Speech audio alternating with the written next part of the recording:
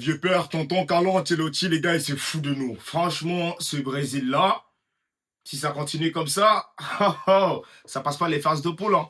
Ça passe pas les phases de poule dans 3 mois. La Coupe du Monde, là, les gars, c'est même pas 3 mois, c'est quoi? C'est 2 mois et demi. La Coupe du Monde, là, ça continue comme ça. Le vieux père Carlo Ancelotti, il passe pas les phases de poule. Quel Brésil pauvre! Quel Brésil pauvre! On va revenir dessus, les gars. Numéro 10, Vinicius.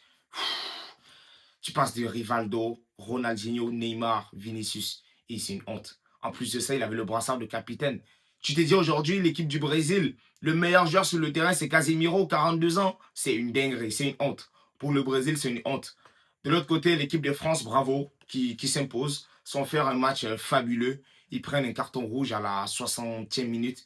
Dayo Upamecano, qu'est-ce qu'il fait? Qu'est-ce qu'il fait des fautes stupides? Dayo, tu joues avec le Bayern, non? Tu vas jouer contre le Real. Le Real de Mbappé, le Real de Vinicius. Il ne faut pas faire ce genre de faute avec le Bayern là pour plomber votre qualification.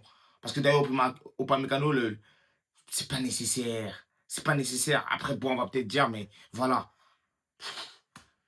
Je vais vous lister c'est quoi le 11 des deux côtés, les gars. Je pense que ceux qui n'ont pas vu le match, je vais vous donner le 11 des deux équipes. Vous allez me dire, on est rendu où au 21e siècle avec ce Brésil de 2026. C'est une dinguerie. Côté Brésil, Ederson, Wesley, Bremer, Léo Pereira, Santos. Dans les quatre, le seul que je connais, c'est Bremer qui joue à la Juventus. Et pourquoi je le connais? Parce que j'ai vu Juventus Galatasaray. Mais dans la défense centrale, tu connais personne. C'est une dinguerie. Les défenses centrales qui avaient des Pepe, qui avaient des Cafu, des Roberto Carlos, des Marcelo, Dani Alves, c'est quoi ça? Aujourd'hui, à latéral, tu as Santos, Wesley, c'est quoi ça? C'est vrai que, ok, Marquinhos blessé, Gabriel blessé, qui est peut-être l'un des meilleurs défenseurs centraux du monde aujourd'hui avec Arsenal. Mais c'est une dinguerie. À l'époque, tu avais des grands. Milieu de terrain, André Santos, Casemiro, Rafinha, Martinelli et devant Cunha, Vinicius Junior. C'est quoi ça? C'est quoi ça? En première mi-temps, carrément, t'as que une frappe de Rafinha. T'as une contre-attaque à un moment donné, Vinicius, Rafinha, Vinicius qui refuse de faire la passe. Ils ont une action en 2 contre 2. Ils font ça, c'est pauvre. Oh là là. Vous voyez le milieu de terrain? À l'époque, t'avais quoi? T'avais des caca dans le milieu de terrain. T'avais tellement de joueurs talentueux. Dans le cœur du jeu, t'avais des Neymar, des Ronny. Non. Aujourd'hui, dans le cœur du jeu, t'as André Santos, Casimiro, 42 ans. Tu as Martinelli à l'époque, tu avais des Robinho, des R9. Juste à Matheus Cunha, Vinicius. De l'autre côté, la France. Gardien Mike Maignan. Derrière, Hernandez, Upamecano, Konaté, Malo Gusto. Milieu de terrain, Rabiot, Chouameni. À l'époque, tu avais Pogba, Kanté. Tu avais des Matuidi. Devant, tu as Ekitike, Olysée, Dembélé, Mbappé. En transition, c'était chaud. Hein. Franchement, en transition rapide. L'équipe de France, là, Michael Olysée, spécial. Ce gars-là, quand il touche la balle, tu sais, Ousmane Dembélé, il est passeur décisif, mais en dehors de la passe décisive qu'il fait sur Mbappé, Ousmane Dembélé, son match, c'est ça qu'on redoutait, parce que le leader vraiment en équipe de France, c'est Mbappé. Hein. Quel match il fait aujourd'hui? Il n'est pas vraiment avant-centre, il est plus comme côté gauche. Mbappé il fait un gros match aujourd'hui. Hein. Il fait vraiment un gros match avant de sortir. Il met un beau but, franchement, dans la profondeur. Qu'est-ce qu'il est clinique. Olysée, à chaque fois que ce gars-là, il touche la balle, tu sens il crée du danger. La passe décisive qu'il fait sur le but de, je crois, le but de Ekitike, incroyable. Petit toucher de balle, tchac. Ekitike aussi, qui fait un bon match, petit lobé. Franchement, ce gardien-là, Ederson, il se prend 2 lobés comme ça, c'est quoi ça? Il va trop vite au sol, il va trop vite. Il n'y a aucune animation offensive de la part de monsieur Carlo Ancelotti. En fait, lui, il pense qu'il est encore à l'époque du Real. Ça veut dire qu'il vient là, ok, on joue bloc bas, on joue en transition, et puis on espère que les individualités fassent la différence. Sauf que là, Don Carlo, tu n'as plus Benzema, là tu as Vinicius, Matheus Cunha, Martinelli, c'est quoi ça? À la limite, il n'y avait que Rafinha qui était dangereux parce que dans les appels de balles, il était tranchant. Il était tranchant dans la finition, il a pêché. Mais dans les appels, il a fait du mal à la défense. Upamecano, Konaté, ils n'ont pas vu le jour. Mais franchement. D'ailleurs, parlons de Rafinha, quand est-ce qu'on va être heureux, nous? Il sort à la mi-temps, je me dis, ok, Carlo Ancelotti le préserve, mais je me dis, louche. Parce que c'est quand même le meilleur Brésilien sur le terrain avec Casemiro. Et là, je me dis, ah, vas-y. Fin du match, on nous dit Rafinha, il est sorti parce qu'il avait une gêne musculaire. Et finalement, voilà, on va faire des tests demain. Et lui, là, tu vas entendre que Rafinha est blessé 3 semaines. Renvoyez-le à Barcelone. Renvoyez-le à Barcelone. Franchement, ces tocards là, ils ne savent même pas jouer. Ces tocards là, ce match. Ah, mais Vinicius, son match, il joue 90 minutes. À la fin du match, il a l'opportunité de mettre match nul. Il loupe le ballon sur un déviation, il loupe. Oh là là là là, les gars, les gars, les gars. Quelle dinguerie.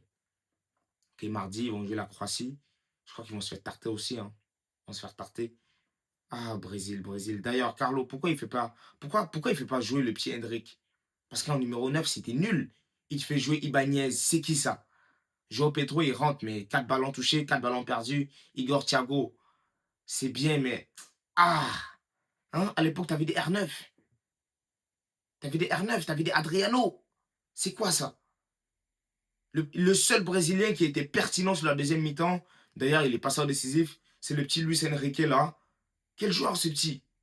Luis Enrique qui joue au Zénith. Je pense que lui là, il mérite de revenir un peu Zénith. Je crois que c'est en Russie, non? Je crois que c'est le Zénith là, ça doit être. Ouais, c'est une équipe russe.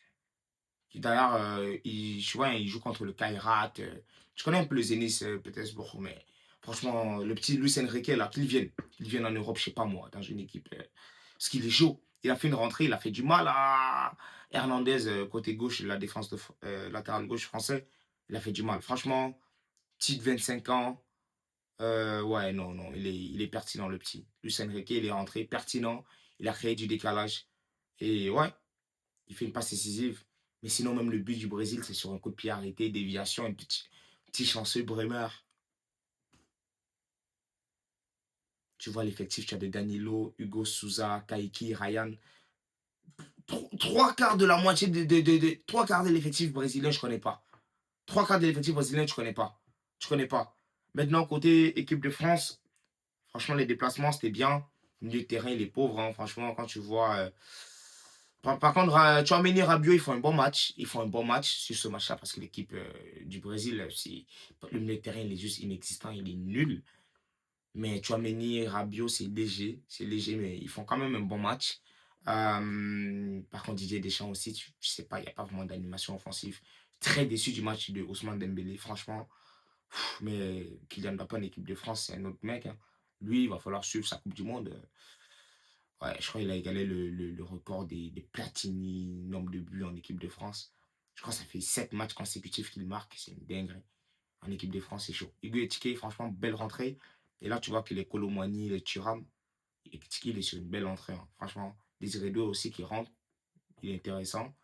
Ouais. Sinon, à part ça, les gars, franchement, très déçu de ce match-là. Sur l'affiche, tu vois France-Brésil, mais aujourd'hui, quand tu vois l'époque, je sais pas moi, les rencontres en, je sais pas moi, en 2002, 2006, 2004, 98, avec les Zizou, les Roberto Carlos, les Ronaldinho, les R9, les Zidane, les Thierry Henry. Tu vois aujourd'hui ce que je vois là, à l'époque même avec les Didier Deschamps, tu vois aujourd'hui ce que je vois là, c'est une dinguerie. Franchement, très déçu. Ouais, j'ai appris que Robert Lewandowski a marqué. Je vais aller voir le résumé du match et on va peut-être faire une vidéo demain. D'ailleurs, une vidéo qui sort demain, les frérots. Aussi, on va voir le match de l'Espagne. On a vu de la Turquie. Très chaud, hein. Yildiz, Arda Güler qui fait une passe incroyable. Serbie, Espagne demain, Argentine, Mauritanie.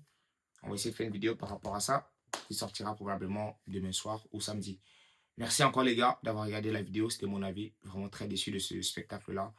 Mais en tout cas, l'équipe de France s'en sort bien. C'était la première fois pour Didier Deschamps de battre le Brésil. Il va falloir suivre si ça continue.